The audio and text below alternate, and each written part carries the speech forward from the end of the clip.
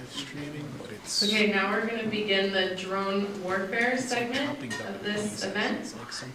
The first speaker that we're going to have is Marjorie Cohn. She's a professor at Thomas Jefferson School of Law in San Diego, former president of the National Lawyers Guild, National Advisory Board of Veterans for Peace, editor and contributor to Drones and Targeted Killing, Legal, Moral, and Geopolitical Issues. She's also the author of Cowboy Republic, 6 Ways the Bush Gang Has Defied the Law, co-author of Rules of Disengagement, The Politics and Honor of Military Dissent, and editor and contributor to the U.S. and Torture. She sits on the board of directors of the Vietnam Agent Orange Relief and Responsibility Campaign. Check out her website at marjoriecohn.com.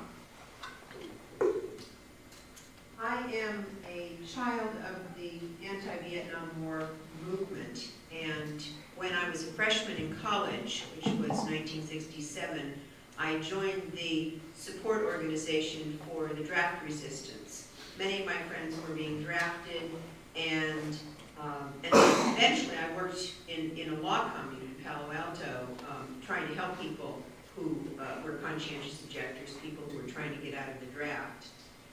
My father was a member of Veterans for Peace. He was in World War II.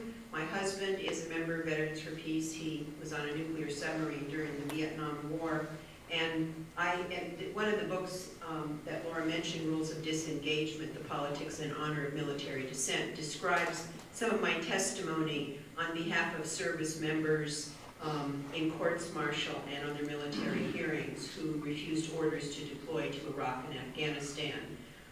My testimony as an expert witness was to corroborate the reasonableness of their belief that deploying to one of those wars would be an illegal order. They would be following an illegal order, and there's a duty to obey lawful orders under the Uniform Code of Military Justice and the Nuremberg Tribunal.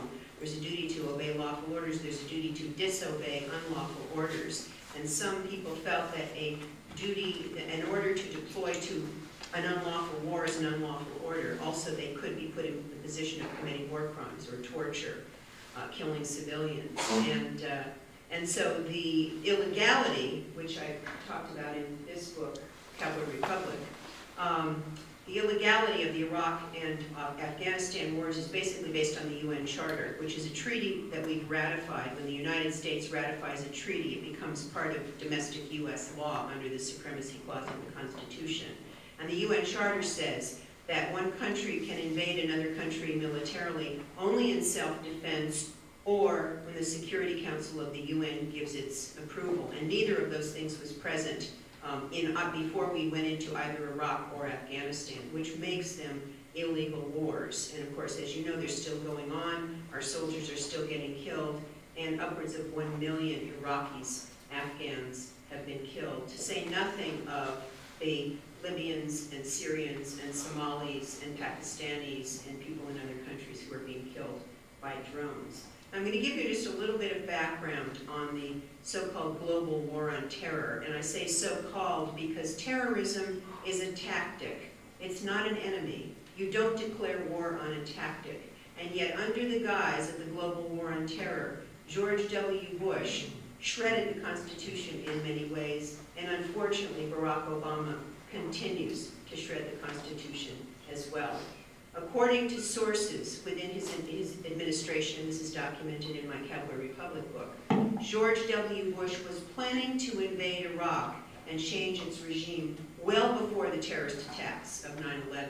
And the terrorist attacks of 9/11 were crimes against humanity and should have been dealt with as crimes against humanity. People who assisted should have been brought to justice and tried in accordance with due process. It was not an armed attack by another country and should not have been dealt with militarily. And I just want to segue for a second and say that after World War II and the Holocaust, the leaders of the victorious powers got together to decide what to do with the Nazi leaders. And Winston Churchill said, just take them out and shoot them. And to his credit, Justice Robert Jackson, who took a lead from the US Supreme Court to be chief prosecutor at Nuremberg, said no. If we don't provide due process, even for the Nazi leaders, and they committed, of course, as you know, war crimes, genocide, crimes against humanity, the crime of aggression, the most serious of crimes. we will be passing a poisoned chalice to future generations. But under the guise of the war on terror that Bush declared, and Obama doesn't use that word, war on terror, that phrase war on terror, but he continues to do the massive surveillance to kill people with drones, which of course is the topic of our conversation here. Drones are Obama's weapon of choice because they don't result in U.S. casualties. And one thing that our government learned from the Vietnam War is that Americans do not like to see other Americans come home in body bags, understandably. But when drones, which are pilotless aircraft, they're controlled by pilots 7,500 miles away, when drones kill people, including children, and 1 out of 5, the estimates are some 5,000 people have been killed with drones, about 1,000 of them children. So when we hear about the beheading of a person by ISIS, we get freaked out, really understandably. We don't hear about Saudi Arabia beheading people on almost a daily basis, one of our close allies. But we don't hear about the children who are blown up with drones, their limbs scattered around. If we did, if we saw the images of what our bombs are doing, if we heard the stories of the families left without their loved ones, I think that Americans would be very, very disturbed by this. So my premise in this book, Drones and Targeted Killing, is that not only are these drone strikes illegal, because they violate the UN Charter, they violate the Geneva Conventions, which don't allow the targeting of civilians, and they violate, these are all treaties we ratified, part of US law. They violate the International Covenant on Civil and Political Rights, another treaty that guarantees due process and the right to life. So they're illegal, they're immoral, because you have this aircraft droning over communities for 22 hours at a time, terrorizing children who do have PTSD, and there are studies on this, terrorizing people. They never know when the bomb is going to drop. And then, finally, how many of you have seen the movie The Good Kill? It has January Jones and Ethan Hawke, 2 A-list actors. And yet it was never in the big theaters, and I wonder why. But one of the things that film showed was that between the time the drone operator presses the button to deploy the missile and the time the missile deploys, there's a 10-second lag. And during that 10 seconds, you can see women and children walking into the strike zone. And so we have what is called, we meaning the government, a double tap, where first they bomb these suspected terrorists. And there are 2 different kinds of strikes. There are personality strikes that target suspected terrorists, and there are signature strikes that we don't even know who we're targeting. There are areas of suspicious activity. If you're a male between 16 and 65, you're fair game for a drone strike with a signature strike. And you're considered a combatant unless there is proof posthumously proving you innocent. That's the words of the administration. So first there's a drone strike, and then people come in to rescue the wounded from the first strike, and they're bombed. That's the double tap. But then, when they have funerals for their loved ones felled by the drone bombs, we bomb them as well. It should be called the triple tap. Now, as the news broke on March the 7th of this year that U.S. drone strikes had killed 150 people in Somalia, and these were members of al-Shabaab, they evidently were at a graduation ceremony, and for some reason the government thought that they were about to mount an attack because they were at a graduation ceremony. The administration justified this attack based upon the authorization for the use of military force that Congress gave Bush shortly after 9/11. The problem is that AUMF was limited to al-Qaeda and people who had participated in the 9/11 attacks. Al-Shabaab had no connection with al-Qaeda. ISIS doesn't either. But after this drone strike that killed 150 people, the White House announced for the first time that it would reveal the number of people killed by drones and manned bombers outside areas of active hostility, including civilian deaths. And this is a critical first step toward transparency, but it's not going far enough. the Obama administration has been lying for years about how many deaths result from its drone strikes and manned bombers. In 2011, John Brennan, who's the CIA director, who used to be Obama's counterterrorism advisor, falsely claimed that no civilians had been killed in drone strikes in nearly a year. There are organizations such as the Bureau of Investigative Journalism out of London. They have a chapter in this book that documents civilian casualties, not only to challenge the administration's statistics, but also to provide compensation for the families of the victims. And the reason that the numbers by themselves won't be sufficient, assuming that the Obama administration comes clean with the real numbers, and I'm not confident that they will, it's also important to publish what is called the Presidential Policy Guidance, which has provided the legal justification for the U.S. targeted killing program. In May of 2013, responding to international criticism for, first of all, Guantanamo, where men were starving themselves to death because they had no hope and being force-fed, which constitutes torture according to the UN, and the drone program, Obama gave a speech at the National Defense University in Washington, D.C. And he said, our preference is to capture individual terrorists, to detain, interrogate, and prosecute them. But he has only added one person to the roles of Guantanamo. They have not been, I don't like the word capture. You capture animals, you apprehend people. But using their word capture. The White House released a fact sheet when Obama gave this speech in 2013. They didn't release the presidential policy guidance, that remains classified, but they released a fact sheet which purports to lay down guidelines for the use of targeted killing. So what does it say? First of all, there must be a legal basis for the use of lethal force. It doesn't define whether legal basis includes those treaties, those ratified treaties that I mentioned.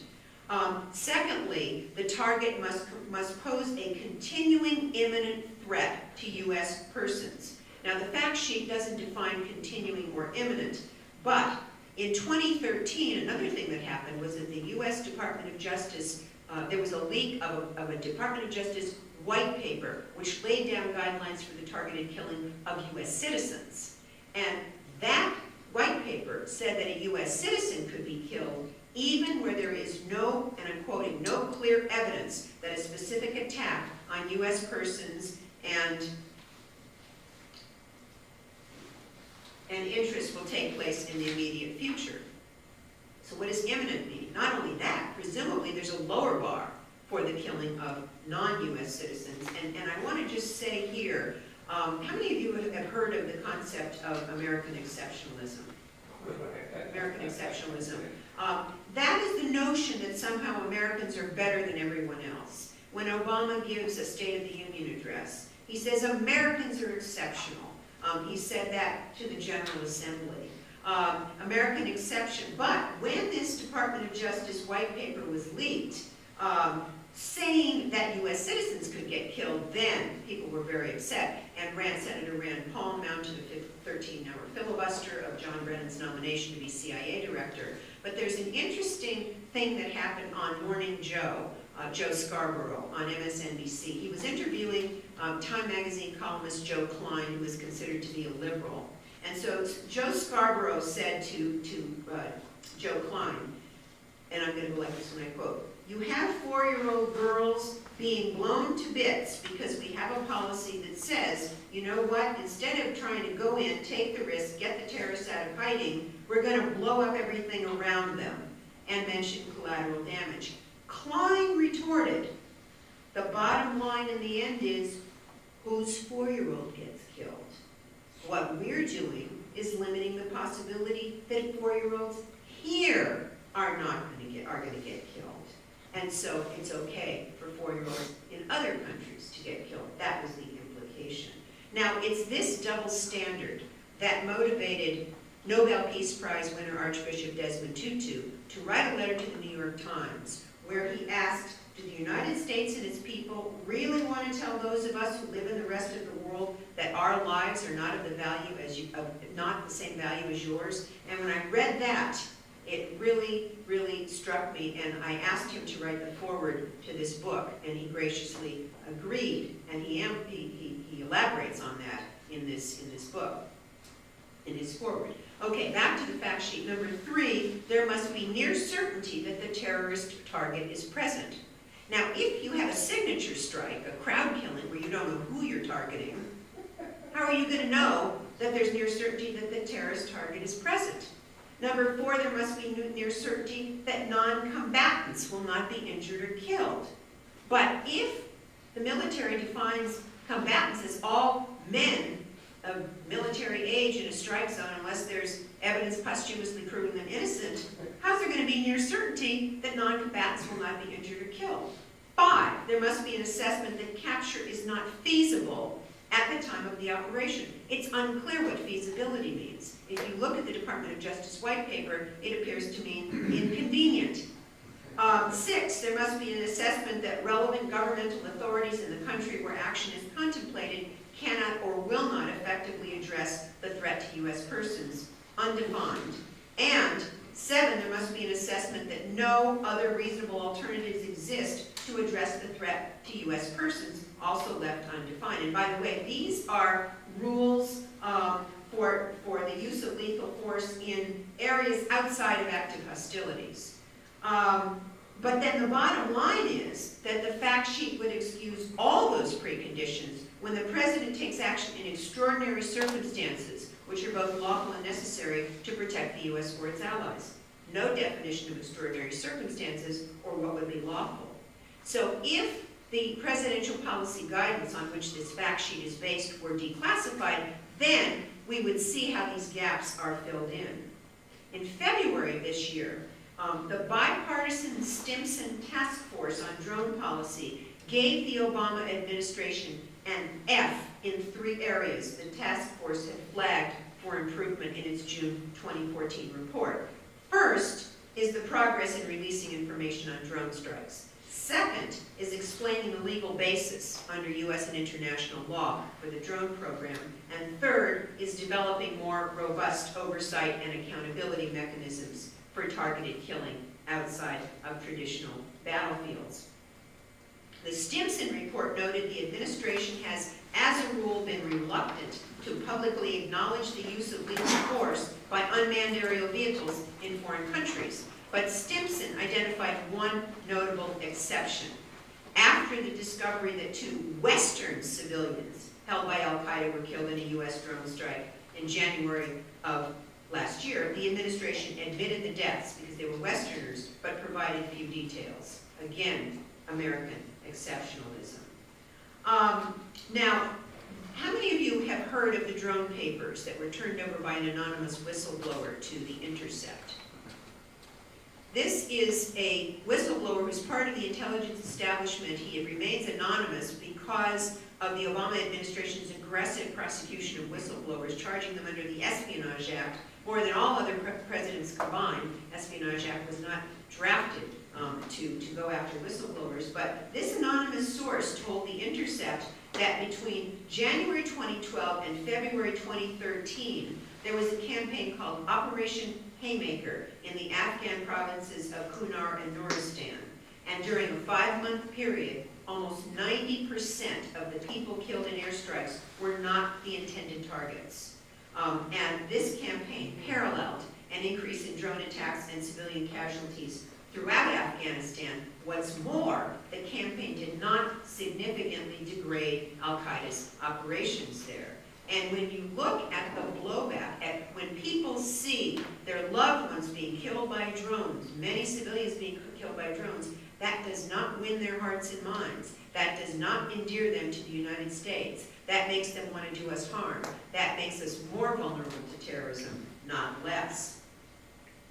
Former CIA Director Michael Hayden mounted a full-throated defense of the U.S. drone program in a New York Times op-ed in February of this year. And Hayden claimed the targeted killing program has been the most precise and effective application of firepower in the history of armed conflict, annihilating the ranks of al-Qaeda. But his claims are impossible to verify without documentation. And how many of you have heard of metadata? Edward Snowden, another whistleblower, prominent whistleblower who's now in Russia, revealed that the NSA, the National Security collecting metadata on all of us. And that means they're gauging the websites we visit, the phone calls we receive, the phone calls we make, and the emails we send. They say they're not reading the content, but you can tell a lot about a person from what websites they visit, who they receive communications from. So Hayden said in this op-ed, we kill people based on metadata. And in other words, we think that the terrorist is carrying a cell phone, and so we bomb the person carrying that cell phone. That person could be his mother, it could be anybody carrying the cell phone. And Ars Technica revealed that the NSA's Skynet program, which uses an algorithm to gather metadata in order to identify and target terrorist suspects in Pakistan, Somalia, and Afghanistan, would result in 99,000 false positives. 99,000. Like Bush, Obama defines the entire world as a battlefield. And Obama said in an interview in The Atlantic that he has no second thoughts about the drone strikes in the Middle East.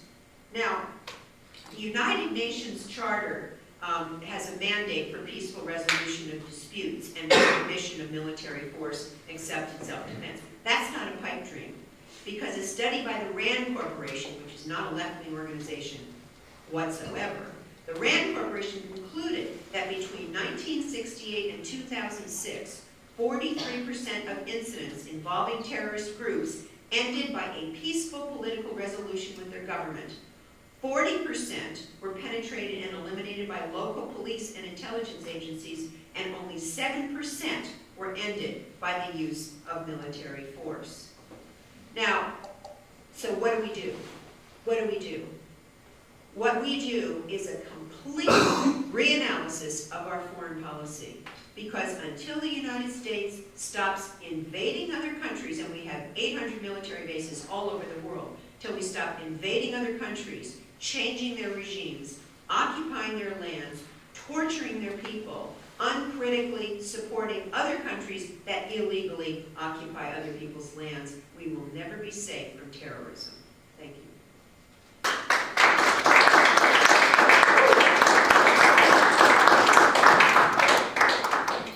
Okay, up next we have Sean Westmoreland, who is a U.S. Air Force technician that established a data relay site for drones at Kandahar Airfield in Afghanistan.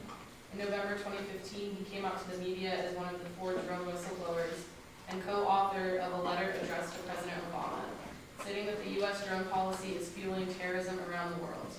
He has been featured in The Guardian, The Intercept, NBC, Democracy Now!, and The New York Times, among others. What was your name again? Sean Westmoreland.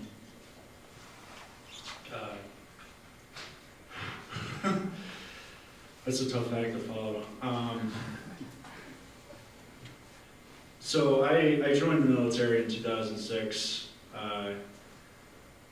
basically out of, I really didn't know what else to do. I mean, I was going to college at the time, and my father had come out as gay, and there was a lot of tension in our family. You know, my mother took it very difficult because they were married for 21 years, and I just felt kind of like I needed to get out of town that we were living in,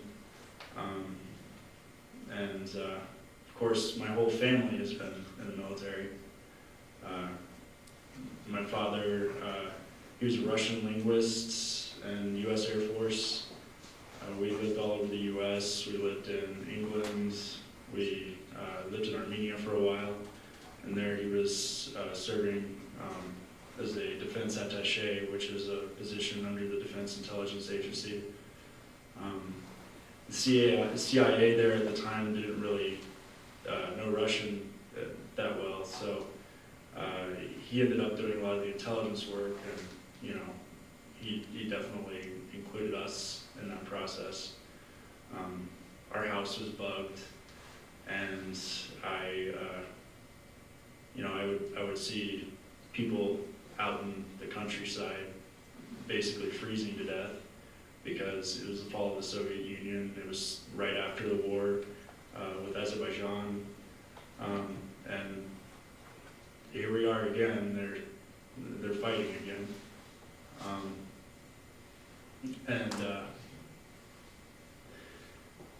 Yeah, so I think that part of my life really affected me growing up in a country where you had hungry people, you had freezing people, nobody had enough resources. It was a post-war economy. And when I joined the military, I can't say that I really had this American exceptionalist like mentality, but I did believe in our family tradition, and I wanted to make my father proud, and I think that's a pretty common reason. So in 2009, I was part of a squadron called the 606 Air Control Squadron. We got orders